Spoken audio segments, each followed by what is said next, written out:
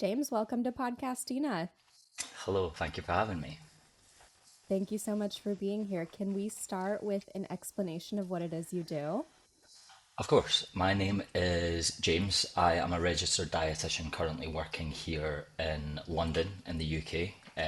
I initially studied psychology in Scotland. I'm from Scotland at the University of Edinburgh, and then kind of switched lanes to do dietetics at the University of Glasgow. And I got my first job down here in London after qualifying as a registered dietitian. So I do that kind of part time at the minute. I work in a cardiothoracic intensive care unit, and I am also completing a master's in clinical research at King's College London. And then just my usual disclaimers that I don't represent any university or NHS trust or views of my own, and any information I provide is not individualised, personalised medical or dietetic care. It's just my opinions, just to get Of, all the fine print out the way too.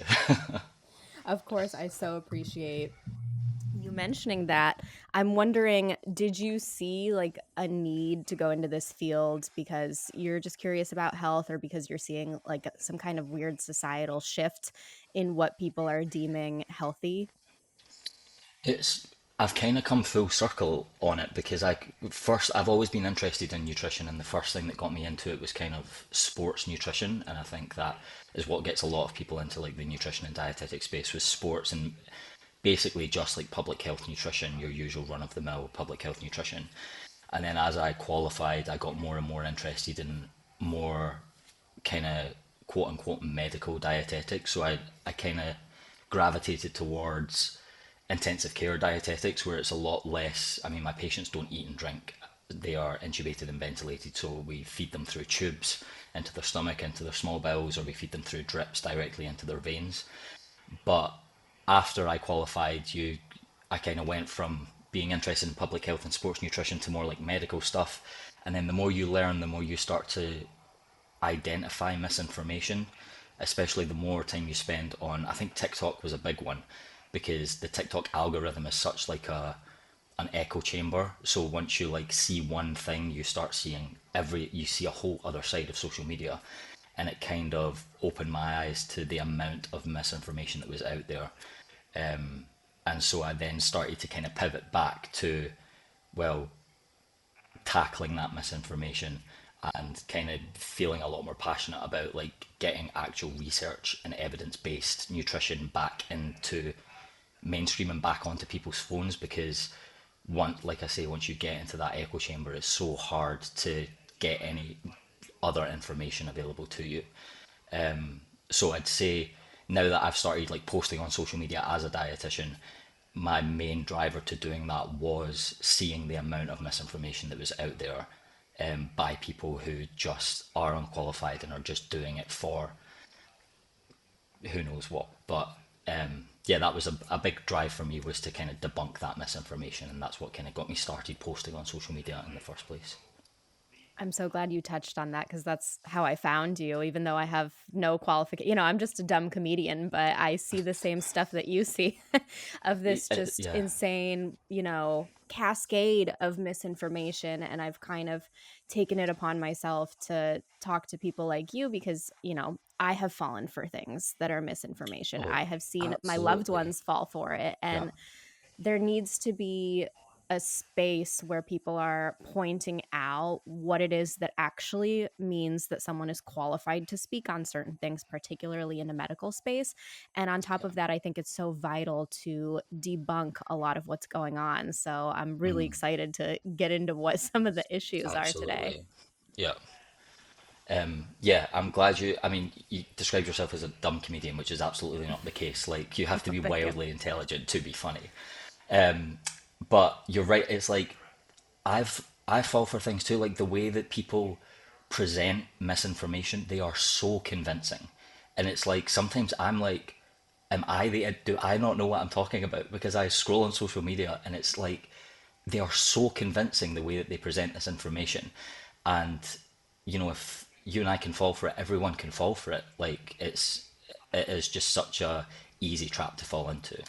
And I think it's also important to recognize that, so people don't feel Like, there's no such thing as a dumb question. Like, people will preface that all the time if they ask, if you're asking someone who's an expert in their field, like, sorry, this is probably a stupid question, but it isn't a stupid question because these people are so convincing at providing misinformation and trying and getting you to believe it. Absolutely. I forget who to attribute this quote to, but the quote is, "It's much easier to fool someone than to convince someone that they've been fooled." Yeah, yeah, exactly. Nail on the head. Absolutely. I wanted to ask, why do you think that there's all of a sudden this war on commonly accepted medical knowledge? And from what I understand, it's not just an issue here in America with like the Maha movement and RFK. I'm certain that it also probably extends to the UK too. So what do you think is driving that? It's such a tricky and complicated subject, and it has real like correlation between like political movements as well. I think that a lot of times people have well-founded frustrations with the state of public health. So, we do have here in the I can only really speak about the UK because that's where I'm from, that's where I work. But we have a national health service that everybody is very passionate about. It's free to everybody at the point of access. It doesn't matter who you are, what your background is. You get the healthcare that you require free at the point of service, and it's something that people in this country are very proud of. But they've seen it be run into the ground, and the wait times are increasing. Like cases of cancer and diabetes and cardiovascular disease and all these non-communicable diseases are getting worse. People appear to be getting sicker, which is not always the case. Like we are living longer and healthier lives in general, but things like cardiovascular disease and type 2 diabetes, these are kind of getting worse. And people are frustrated that politicians and policy aren't really making the changes that people want to see in their health. So I think that's a really real frustration that people have. But unfortunately, that's a very easy frustration for politicians and wellness influencers to kind of co opt that frustration and use it to push their own narratives and their own agendas. So, like, if we take the Make America Healthy Again movement, people are rightly frustrated at the state of public health. But the solution to that is not to withdraw funding from healthcare services and withdraw funding from research bodies and to focus on things like high fructose corn syrup in Coca Cola and replacing that with like cane sugar. It makes it seem like they're being they're making a real difference, but they're really just co-opting people's frustration and not doing anything meaningful to actually enact change. So it is very multifaceted. I think it stems from genuine frustration and concern from the public, but once that gets into the wrong hands, it can be really tricky to see where to go from there, if that makes sense.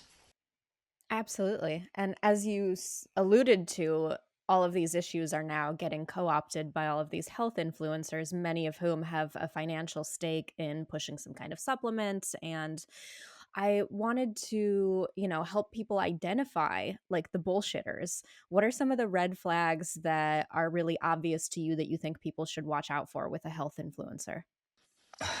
That's a fantastic question. I think that the first thing to look at, and I sometimes get a bit of flack for this on social media, but is to see whether or not they are qualified to be talking about what they're talking about. So that doesn't mean to say you should blindly believe every dietitian and doctor XYZ, but I wouldn't as a dietitian get on the internet and give people advice about skin products or like the ingredients in like a skin product because I'm not a dermatologist, so that's not within my scope of practice. I'm qualified to talk about this narrow bit of health, which is nutrition.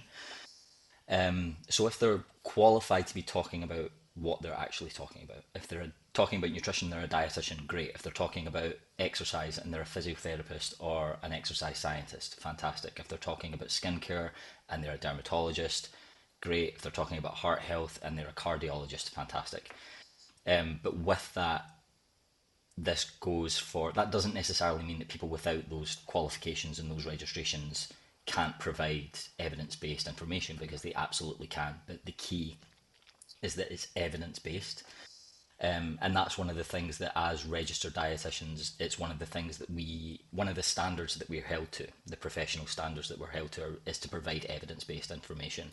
And that essentially means that the information you provide and what you're saying has sound scientific evidence that underpins it, and that comes from peer reviewed research. So even if someone isn't a dietitian, if they're giving you information about nutrition, but they're providing up to date, relevant papers that are really high quality, like a randomized control trial or a systematic review or a meta analysis, and ideally multiple of these, because it's very easy to cherry pick even a single randomized control trial that has 30 participants in it, to back up your claim. But that's where systematic reviews are helpful, because they could review kind of 10, 20, 30 randomized control trials. So just kind of providing a good amount of evidence to support what they're saying, and consensus. So I'd say that's like the main pillar, is that they have to be using scientific evidence. But again, that can often be weaponized by influencers who will find one study and use that to kind of back up what they're trying to say. And that's one of the ways that they can be very convincing, is that they are using studies, but it might be from the 1970s in an animal model, or like an in vitro study where they're looking at like biochemical pathways, like in a lab. And it can be really tricky to decipher that if you're not, I say all these, I say randomized control trial, systematic review, meta analyses, but I, I know that not everybody knows what that means, and why would you need to know what that means if you're not in that space? So I think looking for people who are qualified, who are providing evidence based information. And then apart from that, people who are pretty nuanced. And I think that, again, that's something that doesn't do well on social media, is balance and nuance. And what does very well is like oversimplified, emotive information. It gets people really like riled up, and it gets them engaging in the content. But actually, healthcare science is really hard to conduct, and it's really hard to get, it takes decades to get solid evidence to make a claim that bold.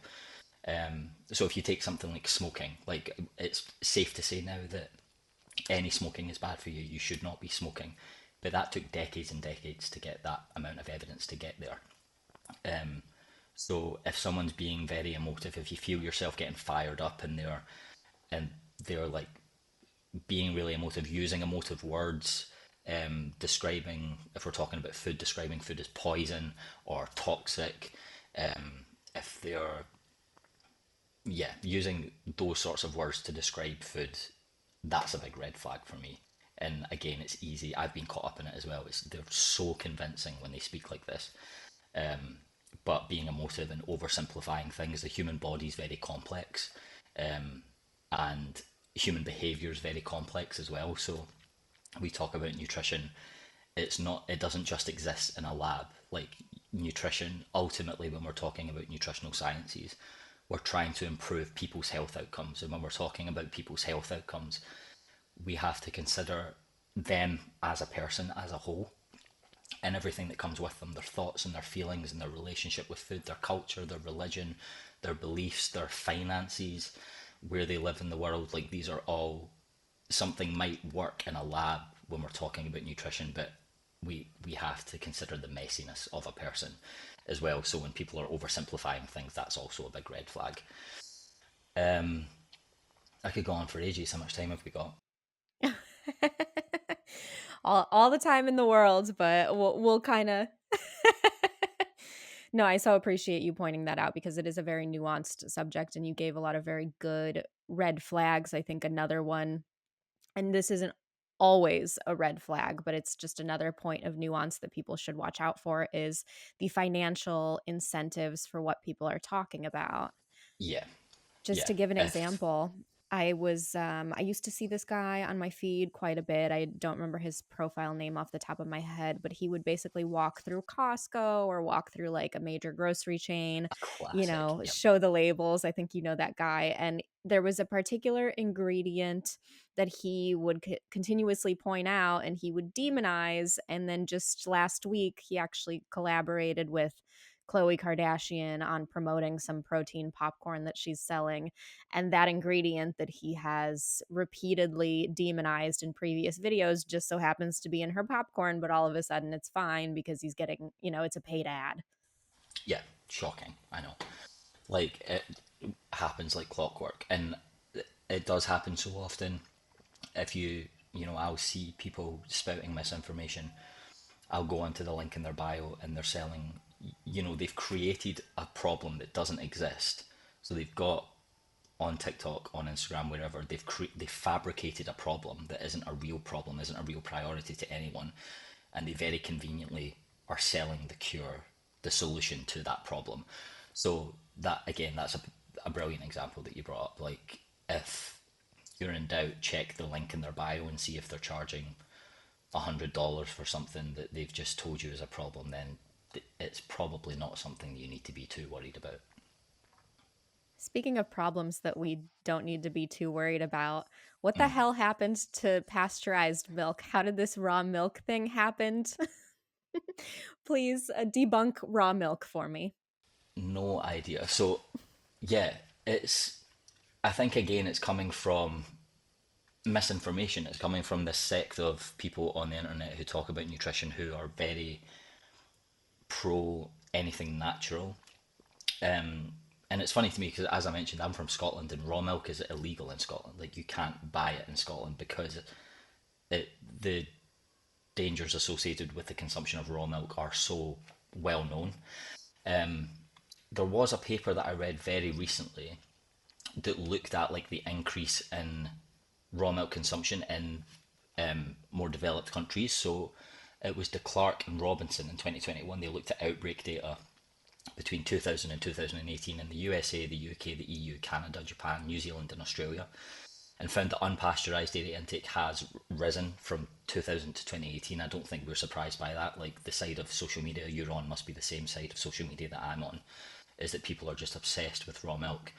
And unsurprisingly, as the prevalence of intake of these unpasteurized products have increased, so have foodborne outbreaks of Campylobacter, E. coli, and Salmonella.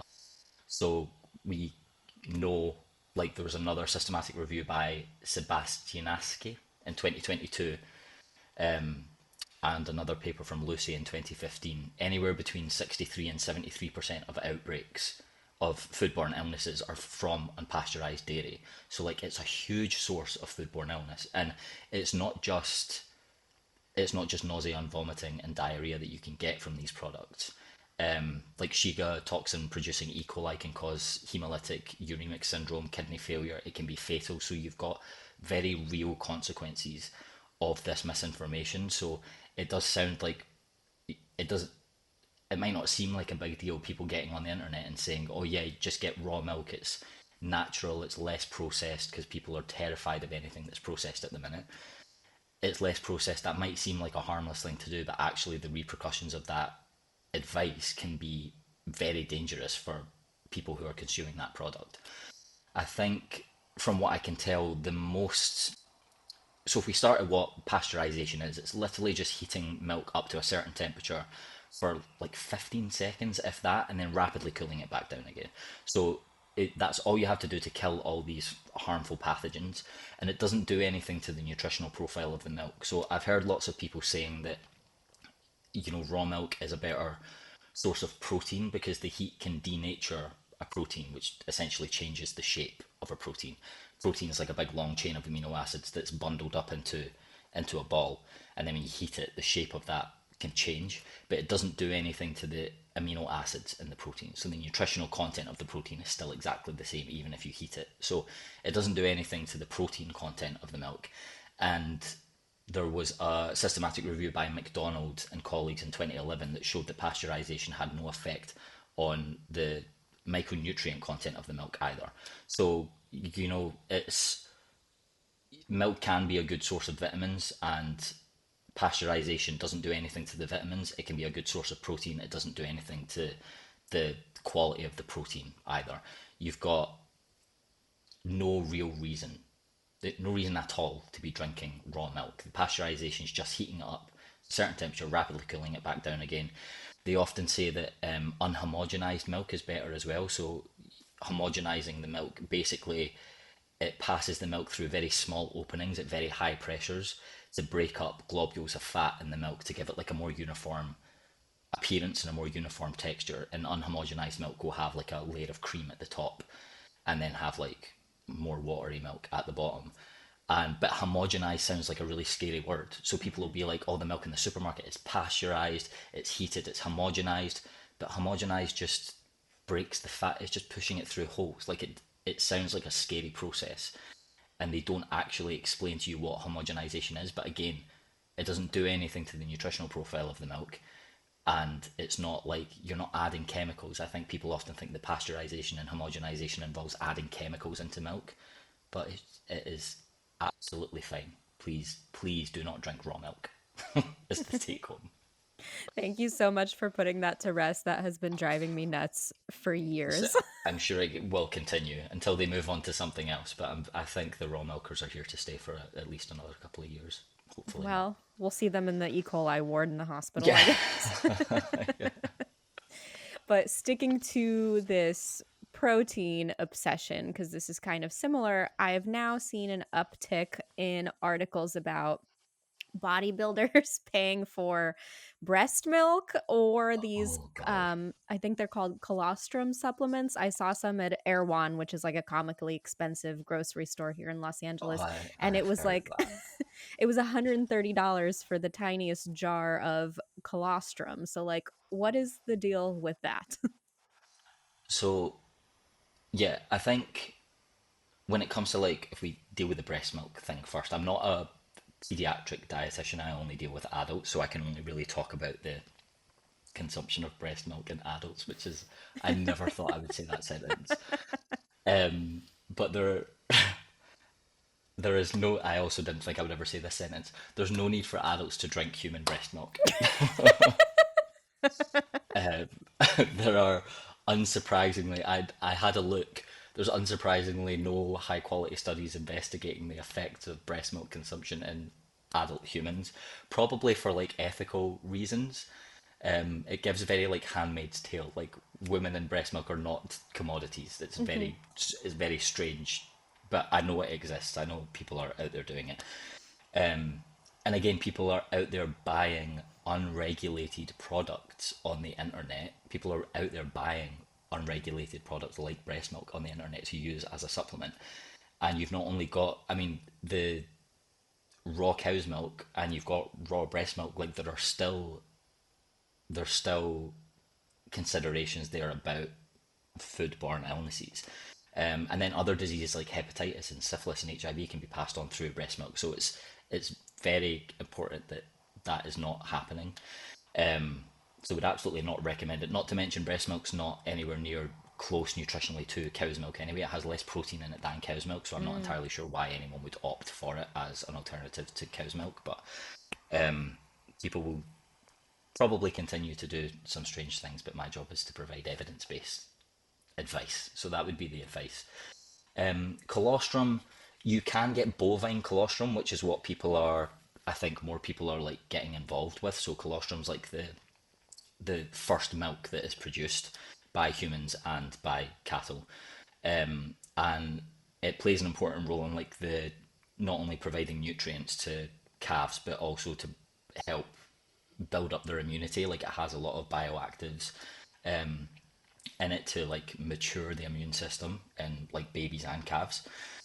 The research on the effects of it and outcomes in adults is still pretty unconvincing to me. There's more and more studies coming out that are using it as a supplement to kind of look at its effects, particularly in certain populations, like populations who have had injuries or have some like gut health issues. Most There was a systematic review by Blair and colleagues in 2020 which found no differences between groups in randomized control trials looking at colostrum supplements on bone mineral density or body composition. So this was looking at like healthy adults, bone density, body composition. There was no improvements with colostrum supplementation.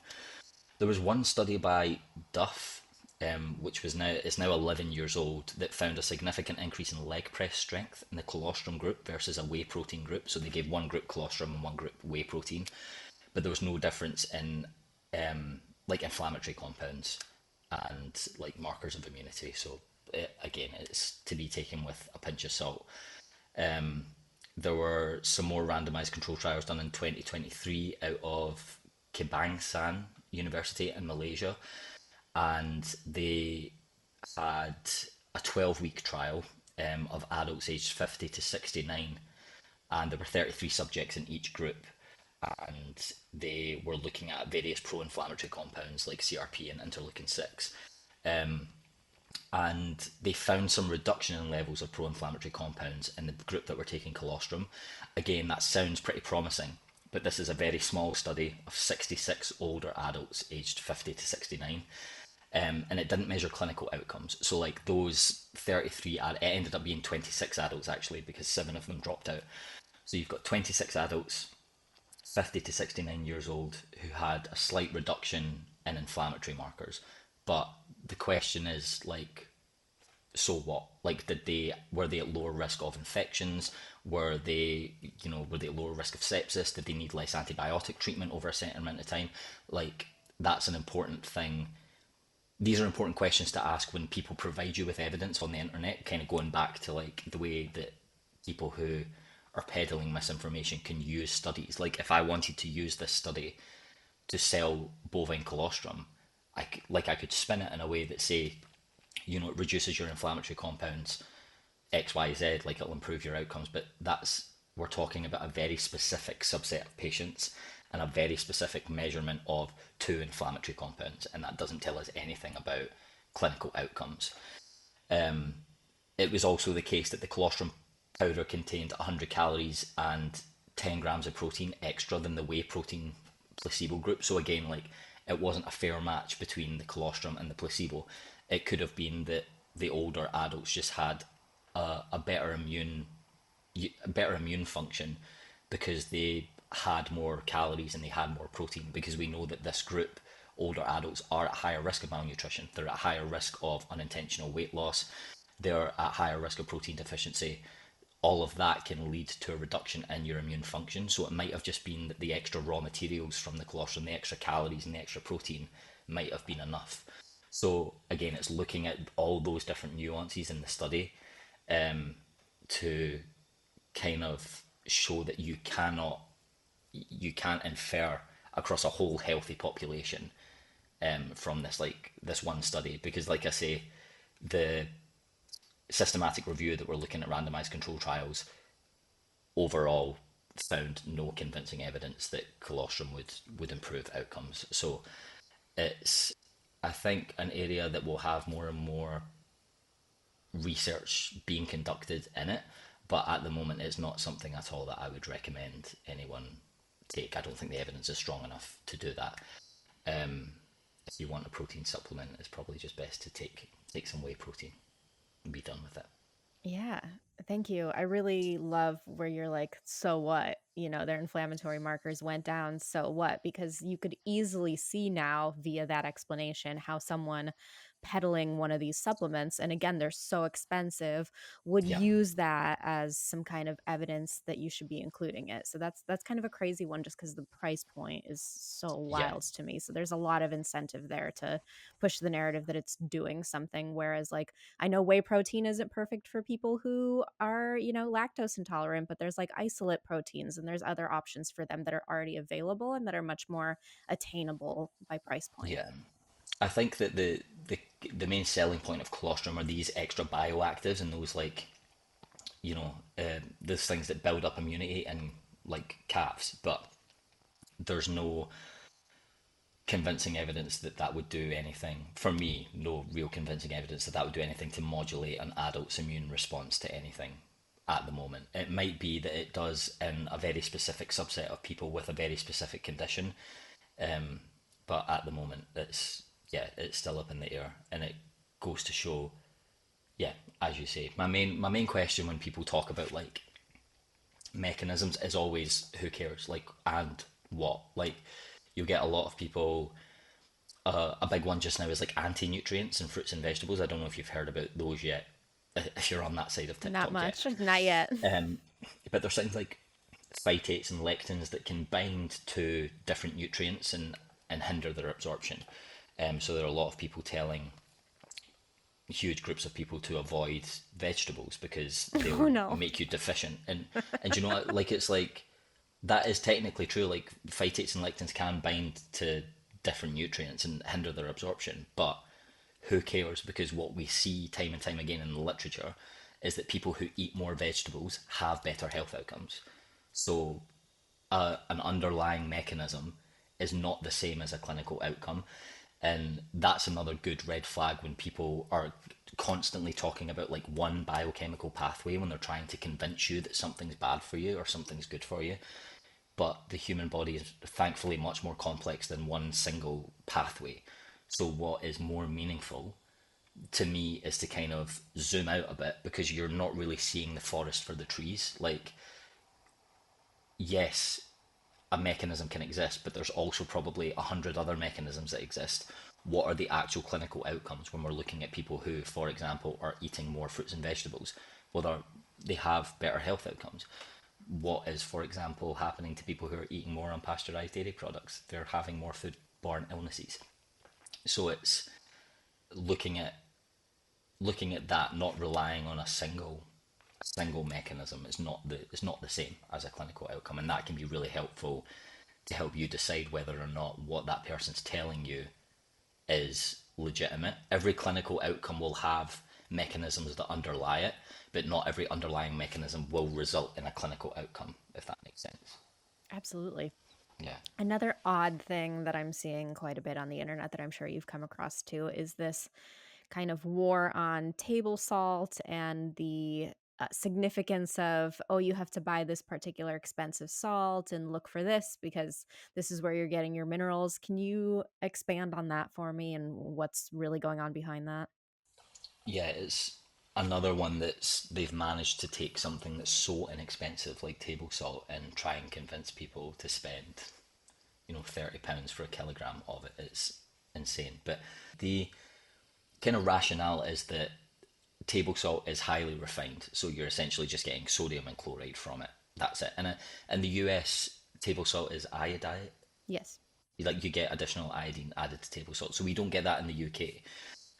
But iodine deficiency is pretty common in quite a lot of populations, particularly in the UK. Women of like childbearing age and pregnant women and some adolescents. So it's almost even more harmful in the US because it is refined table salt is one of the main sources of iodine. But Celtic sea salt, Himalayan salt, the rationale is that these are less refined and they have more additional minerals in them. So they have some potassium in them, they have some magnesium in them. But salt is not a source of minerals. And it's actually, salt intake is one of the main modifiable risk factors for cardiovascular disease. And in the UK, at least, cardiovascular disease is the second biggest killer here. So the, it's most people eat too much salt. In the UK, the average adult in the UK eats over 8 grams of salt per day. The recommendation is to eat no more than 6 grams of salt per day, and that was set by the World Health Organization as kind of like an achievable target. It's not the same as like the amount of salt that you need is probably around about 4 grams per day, but that was deemed unachievable because of how much salt everybody eats because it is in everything, it's hidden in everything, and it is a huge contributor to the development of cardiovascular disease, and we're trying to get rates of that down as much as we can. It can contribute to the hypertension mainly, and so saying that mineral salt and Celtic sea salt and Himalayan salt is better for you because it has these extra minerals, we're running the risk of people eating more of that salt and subsequently worsening their health outcomes and increasing the risk of cardiovascular disease because they're eating more and more salt. because the amount of salt that you would have to eat to get any meaningful increase in any other mineral would be huge, and the risks of that far outweigh the benefits. And it's like brown sugar has 70% more iron in it than white sugar, but that I would never tell anyone that because sugar's not considered a source of iron, brown or white sugar. So context is really important here. Yes, technically, Celtic sea salt has more minerals in it than refined table salt, but again, who cares? Because people who are eating more salt have higher rates of cardiovascular disease, and we're not seeing health improvements from the additional minerals from Himalayan salt or Celtic salt. It's more harm that we run the risk of people consuming too much of this salt, and people do that already. So a big public health initiative in most developed countries is to try and get salt intake down to safer levels, to around about 6 grams per day. That's good to know. Is it true that people who are more active need salt? Because now we're seeing the rise in things like Liquid IV and Element, these supplements that, from my understanding, are predominantly sodium. Yeah, I think if you're, you can kind of tell you can tell if you're a salty sweater, if you're sweating and you get like white marks all over your clothes. But what I would say is that the average adult in the UK at least eats 8 grams of salt per day, which is 2 grams more than we should be eating anyway. So I do a lot of exercise and I am incredibly sweaty. Like I am not built for, like in Scotland it's always cold and dark all the time. So I am incredibly sweaty. I do lots of exercise, and I don't take any additional salt because I almost definitely eat too much salt as well. I think if you want to take an electrolyte, as you say, it's really important to look at the ingredients. If it is mainly salt, it's a very easy way for these companies to make a lot of money on a very cheap ingredient that you probably don't need more of in your diet. So if you're doing more exercise and you are very sweaty, especially if you're doing like prolonged bouts of exercise, like 3, 4, 5 hours in the midday sun, you might need some additional electrolytes. But if you are training an hour a day in an air conditioned gym and then going to Air One and getting $130, it's unlikely, it is unlikely that you will need extra electrolytes, and it's probably unlikely that you'll need some extra salt. But it's worth going through a typical day of eating and looking at labels and seeing on average how much salt you consume. You probably would be surprised because it is in absolutely everything.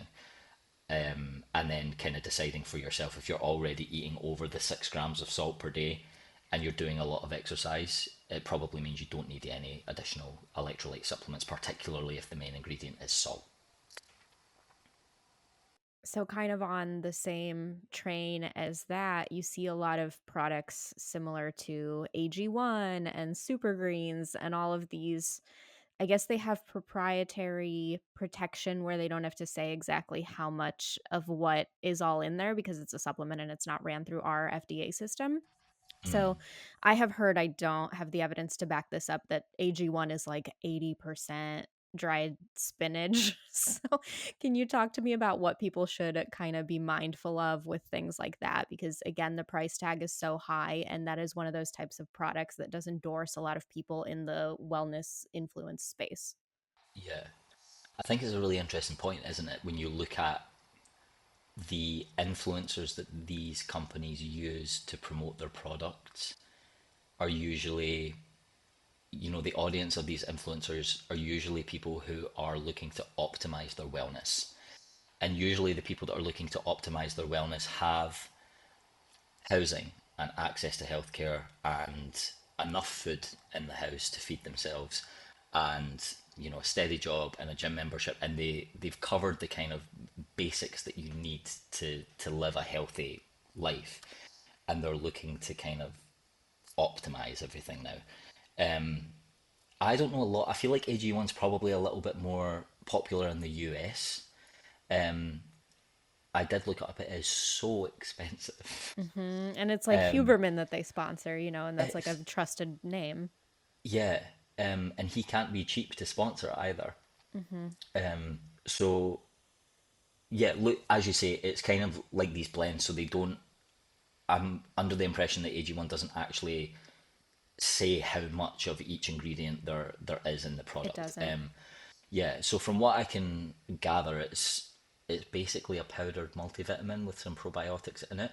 I was having a dig around their website. They do have a randomized control trial, which is a really high quality, study, and they were looking at the kind of basically if the probiotics made it into the gut, which it did. There was some like lactobacillus that made it. I'm trying to find if I took some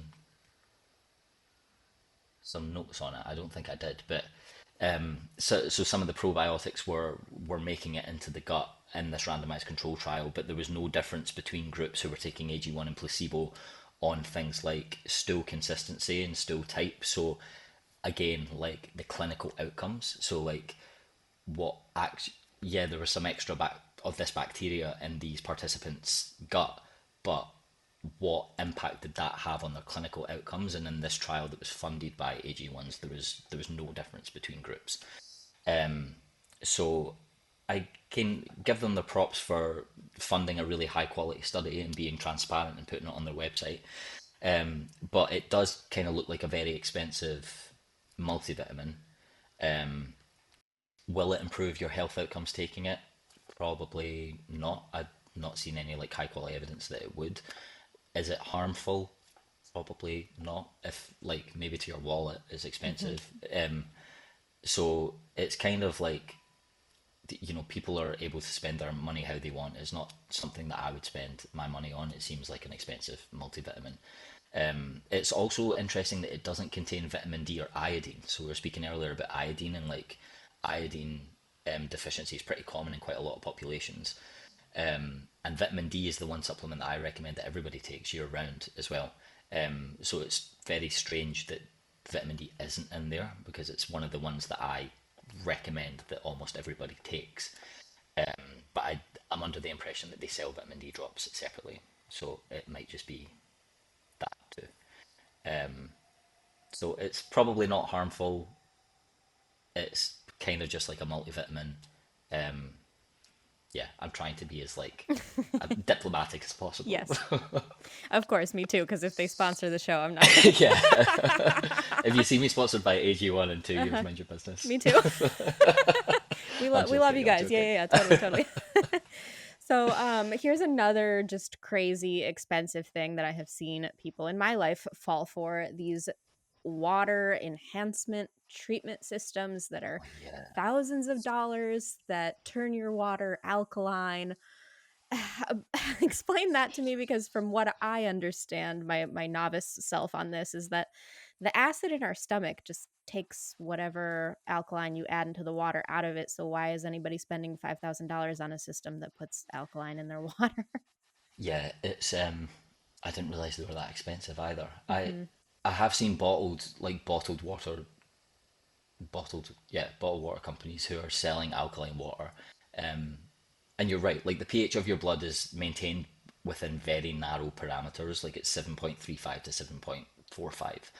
And your body works incredibly hard to keep your pH within that because all the cells in your body, all the enzymes in your body only work in the pHs that they work in. So if the pH goes off, you get metabolic acidosis or metabolic alkalosis. Like it's kind of a medical emergency. We get it a lot on in my patients that I see on ICU.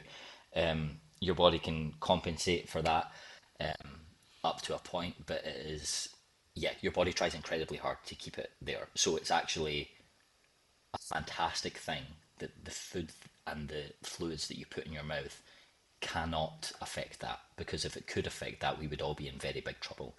And like you say, the pH of your stomach is 1 to 3, so like water will be about 7.5, but your stomach is full of literal acid. So if you're drinking alkaline water, it is immediately acidic once it goes into your stomach. And then it passes like through your stomach into your duodenum and your jejunum and it's mixed with more alkaline enzymes like your pancreatic enzymes are between like pH of 7 and 8 and your bile's between a pH of 7 and 8-ish, give or take.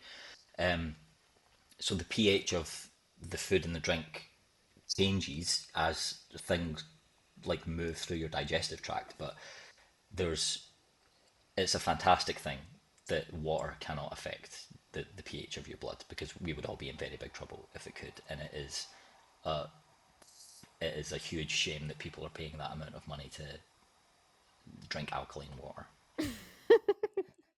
Good. Yeah, thank you. Even the people that aren't buying the systems, even the people that are just falling for the alkaline water label, if they're popping into like a 7-Eleven or a gas station or something and just grabbing a bottle of water, and there is this perception around it that it's somehow better, and I think it's safe to Yeah. say that that's really just a manipulation tactic that's not based in anything. No, I think it does. I don't know if you can remember a few years ago, it's now ringing bells that like the alkaline diet was a thing, because Yes. people were like, cancer cells can't survive in an alkaline environment. But nothing, like if your blood's out of its normal range, like nothing, you won't survive in that range. But not Yes. just cancer cells, like you will die. So yeah, it's probably just remnants of that, but it's very strange how convincing people can be to get people to buy these products. And yeah, it's a big the financial thing for me is a big thing as well, because I hate to see misinformation being spread, but I hate seeing people be taken advantage of financially and spending their hard-earned money on these things with good intentions, because they're trusting the people that are selling them, and they believe that they're doing something good for themselves. And yeah, it's just kind of widening health inequality. It's a real shame. Agreed. So let's touch real quick on the absolute stupidity of replacing high fructose corn syrup with sugar and Coca Cola. I see your What's going face. on over there? What's going on? Chaos, you know.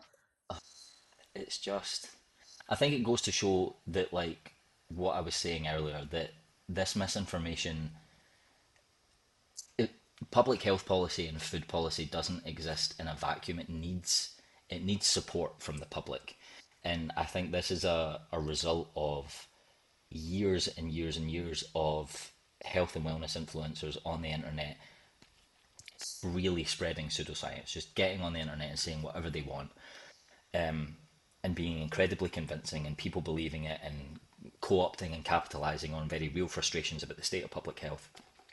And that has now seeped its way into politics, into public health policy. Like, it's not just that, it isn't this innocuous thing. It's not harmless to be getting on the internet and saying, oh, you should be having raw milk because it's less processed, and you should be, avoiding high fructose corn syrup, which is, is something that you should be limiting. It's not a nutritious food, high fructose corn syrup. But you've now got huge swathes of people who are so, terrified of quote unquote processed foods, that they're now viewing sugar as like a natural food. It's just, we've kind of gone full circle, kind of like how we did with the raw milk. Like, it's just, yeah. But high fructose corn syrup is like 45% to 55% glucose to fructose. So it's a disaccharide, so it's essentially two sugar molecules together. And table sugar, sucrose, is 50% glucose and 50% fructose. So we're talking about a 5% difference here. There's a 5% swing in the fructose content, in the sugar content between high fructose corn syrup and table sugar. So these ingredients aren't metabolized any differently. Fructose and glucose are metabolized differently, but high fructose corn syrup and sucrose essentially contain the same amount of fructose and the same amount of glucose. And unsurprisingly, there's no meaningful difference in health outcomes between people who eat too much high fructose corn syrup or people who eat too much table sugar. Like, these are two ingredients that we should be trying to limit in our diet, because they don't provide any meaningful nutrition other than calories. Like, it's as simple as that. Again, we're running the risk here the same way that we are with the salt, that people now think that Coca-Cola with sugar in it is healthier. So Hmm. then people might be drinking more Coca-Cola with sugar in it. And I've heard anecdotally that it actually tastes better if it's like, I think they use cane sugar in Mexico. Is that like, and I've heard some great things about the Coca-Cola in Mexico. and that's not really done wonders for their public health outcomes either. So it's again co-opting this genuine frustration that people have, making a big change that actually isn't going to do anything meaningful to improve people's health outcomes. It's not going to reduce the risk of type 2 diabetes. It's not going to reduce the risk of cardiovascular disease. You're still going to have growing numbers of people with these non-communicable diseases, and that's not going to be solved by switching high fructose corn syrup out for sucrose. Yeah, that makes perfect sense. So I'm really glad we could sweep that under the rug and move on from it. Yeah, I think it's a political decision more than anything, but it is just the far-reaching consequences of misinformation online. Yeah, absolutely. Is there any point to doing intermittent fasting? Is that really like a good way to go if you're trying to lose weight quickly? It's one of those things. I think I'm not I'm not really a weight loss dietitian. Like it's not something that I frequently do. I have done when I first qualified, but it's not something I frequently do. Essentially, it can be if it's something that works for you. Some people find that it works for them, and if they kind of don't eat breakfast, for example, they feel a little bit less hungry. They can go a little bit longer without eating. Anecdotally, so if they kind of start eating early in the morning, they get hungry earlier. But some people find that it just causes them to get so hungry that they then are choosing foods that they maybe aren't the healthiest and they wouldn't choose normally. Intermittent fasting isn't a magic bullet. It's not like it doesn't have any specific benefits to any other type of like weight loss strategy that's like backed up by evidence, is what I would say. This might be similar to that. Is there any kind of importance in what time of the day we eat carbs? Oh yeah, that's quite a common one as well. No, no. A lot of people will avoid kind of eating carbohydrates late at night because you won't be. I think the rationale is you won't be burning. You're not doing anything overnight, so you don't need any carbohydrates. Your energy balance is established over a much longer period than 24 hours or even 12 hours overnight. So we're talking like weeks. Over a week, your energy balance will be achieved, and the you burn most of your calories at rest. You burn most of your calories just your brain working, your lungs breathing, your heart beating, digesting food. This is all how you burn the majority of your calories. So, like exercise, like as a whole, doesn't burn as many calories as people think it does. So actually, lying in bed and sleeping, you're still burning quite a lot of calories. And that's why I say like my patients are all sedated and ventilated, like they're not doing anything, but we can hook them up to a machine called an indirect calorimeter, which measures their resting energy expenditure based on like gas exchange. And you can see they're not doing a single thing, but some of them are burning 2,500 to 3,000 calories a day. So it's yeah, timing. You're not going to hold on to fat or like store it as fat just because you're sleeping. Your body's working hard all the time. It needs energy all the time. So whatever works for you. What I would say is eating too close to going to sleep can affect the quality of your sleep because you're more likely to get like reflux and indigestion and things like that. So that would be the only thing that I would say. Maybe don't eat directly before you go to sleep because you might not get as good a sleep, and that's not great for you. You want to be having a lot of good quality sleep. That's another really important aspect of holistic health. I love that. If you could come up with like a perfect food day that's attainable, what would it look like? Or for like the average person, Mhm. yeah. I think that my I always try and get people to see the priorities when it comes to diet, and not get lost in like the minutia of everything. Like again, not missing the forest for the trees. So essentially, eating a balanced and varied diet, it's so boring and it's so not sexy and it doesn't grab people's attention, and I can tell people are rolling their eyes. But if you're having a meal, having some whole grain carbohydrates, brown pasta, brown rice, brown bread, potatoes, sweet potatoes, whatever, having a good source of protein, be that meat, fish, eggs, or I'm a vegetarian, so I eat a lot of like beans and legumes and tofu and even like corn, um, and some some fats and fruits and vegetables. I think people have really lost the importance of fruits and vegetables, like when they're getting like all caught up in seed oils and raw milk and Hmm. high fructose corn syrup. Like the here in the UK, we have like recommendations of 5 a day. Is it similar in the US? If you got like a Yes, set five goal for servings. fruits, yeah, Hmm. and that's based on like a World Health Organization minimum. But we see improvements in all cause mortality, cardiovascular disease mortality, cancer mortality, with servings up to like 10 portions of fruits and vegetables per day. So 5 a day is a minimum. And the amount of people that ask me about green powders and seed oils and XYZ, and they run me through what they're eating in a day, and it's like 2.5 portions of like fruits and vegetables, and you are focused on the wrong thing. So at least a couple of servings of fruits or vegetables at each meal would be fantastic as well. And apart from that, it doesn't need to be prescriptive. Like eating whole grains, eating fiber, eating fruits and vegetables, eating some good sources of protein, limiting your saturated fat, limiting your salt intake, limiting your free, we call it free sugar, but basically added sugar intake. These are the general rules that I would always recommend that people base their meals around.